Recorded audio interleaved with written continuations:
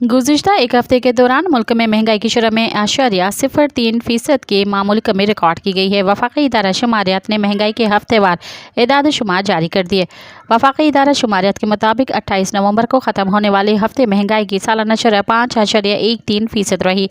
गुज़िश्ता हफ्ते के दौरान आलू 3.34%, लहसुन 1.67% महंगा हुआ, केले 1.13%, कुकिंग ऑयल 77%, अंडे 65% और LPG के नरक 2% बढ़े।